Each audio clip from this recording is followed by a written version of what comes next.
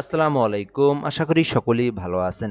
সুপ্রিয় চাকরি প্রত্যাশী ভাই ও বোনেরা, আজকের ভিডিওটা খুবই গুরুত্বপূর্ণ একটি ভিডিও। এই ভিডিওর মাধ্যমে আমি আপনাদেরকে দেখায় দেব বাংলাদেশের বর্তমান চলমান যে সকল জেলা পর্যায়ের নিয়োগ সার্কুলার রয়েছে, অর্থাৎ ডিসি অফিসের নিয়োগ সার্কুলার রয়েছে, সেই ডিসি অফিসের নিয়োগ সার্কুলারগুলো।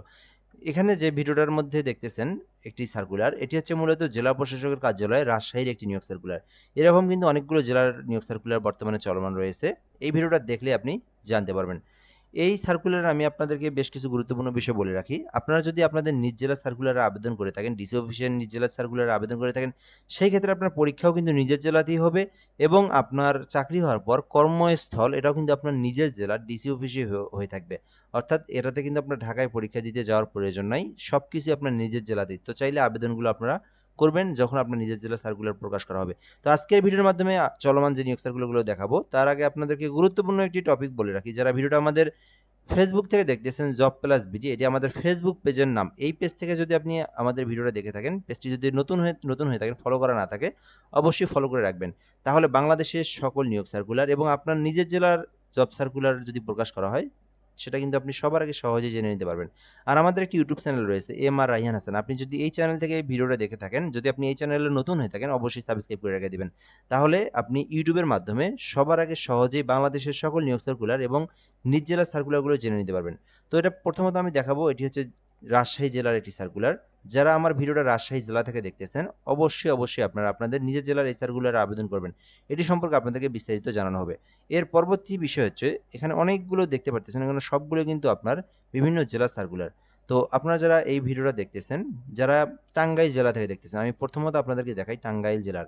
যারা টাঙ্গাইল জেলা থেকে দেখতেছেন, আপনাদের নিজের জেলার একটি সার্কুলার প্রকাশ করা হয়েছে। সেটি আমার এই চ্যানেলের মাধ্যমে, আমার এই ফেসবুক এবং ইউটিউবের মাধ্যমেই বিস্তারিত এ টু জেড দেওয়া রয়েছে। এটার জন্য আলাদা একটা ভিডিও রয়েছে। আপনি ইউটিউবে সার্চ করলে সবার আগে আপনি আমার ভিডিওটাই দেখতে পারবেন, সমস্যা নেই। অথবা আপনি আমার চ্যানেলের মাধ্যমে প্রবেশ করেও এই বিস্তারিত বিষয়টা জানতে পারেন। অথবা আপনি এই ভিডিওর মধ্যে আপনি আপনার নিজের জেলাটা লিখে দিলে পিডিএফটাও আপনি পেয়ে যাবেন। তবে একটু সময় দিতে হবে, আমরা আপনাদেরকে রিপ্লাইয়ের মাধ্যমে সেই পিডিএফটা দিয়ে দেব।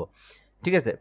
অথবা আপনি আমাদের ফেসবুকের কমেন্টে বলবেন বা আপনি ফেসবুক পেজে বলবেন, আমি আপনাদেরকে এই পিডিএফটা দিতে পারবো।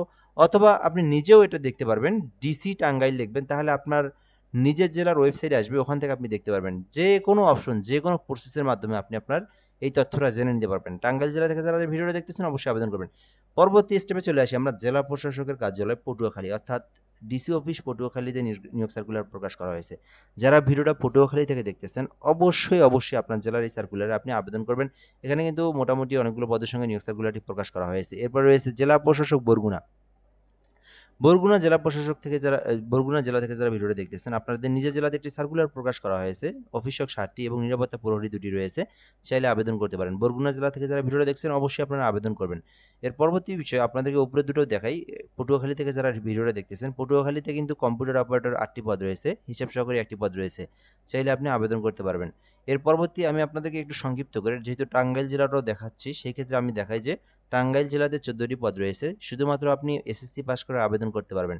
এরপর আমরা দেখব রংপুর জেলা। যারা ভিডিওটা আমার রংপুর জেলা থেকে দেখতেছেন, যদি আপনি আমাদের আ আপনি যদি এই যে আপনার জেলার সার্কুলারটা সম্পর্কে অবগত না হয়ে থাকেন, দেখতে পারেন কম্পিউটার অপারেটর ১টি পদ রয়েছে এবং অফিস সহকারী কাম কম্পিউটার মুদ্রাক্ষরিকের ৩টি পদ রয়েছে। এটি কিন্তু আপনার নিজের জেলার সার্কুলার, ঠিক আছে?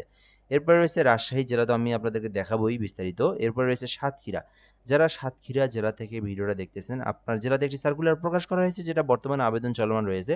অফিসিয়াল ৬টি এসএসসি পাশে আবেদন, নিরাপত্তা প্রহরী, পরিচ্ছন্নতা, বাবুর্চি, সহকারী বাবুর্চি পদ রয়েছে।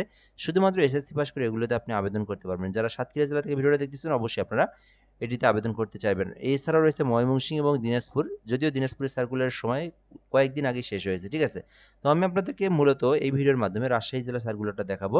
আর একটা গুরুত্বপূর্ণ বিষয় বলে রাখি, বাংলাদেশের বিভিন্ন জেলা থেকে যারা ভিডিওটা দেখতেছেন, আপনাদের নিজের জেলার সার্কুলার যদি প্রকাশ করা না হয়ে থাকে, সমস্যা নেই, আপনি আমাদের সঙ্গে যুক্ত থাকবেন।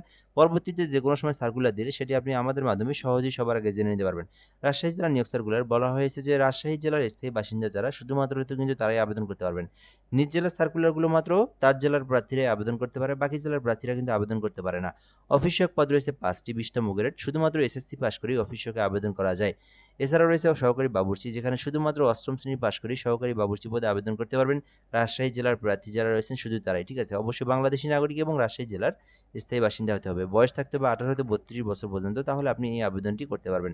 পরবর্তী বিষয় হচ্ছে আবেদনের যে ওয়েবসাইট দেওয়া রয়েছে এখানে dc.rajshahi.teletalk.com, এই যে লিঙ্ক দেখতে পাচ্ছেন, মূলত এই লিঙ্কে প্রবেশ করে আপনাকে আবেদনটা করতে হবে। আবেদনটা 30 তারিখ পর্যন্ত চলমান থাকবে এবং আবেদন করার পর আপনাদেরকে সরকারি ফি জমা দিতে হবে।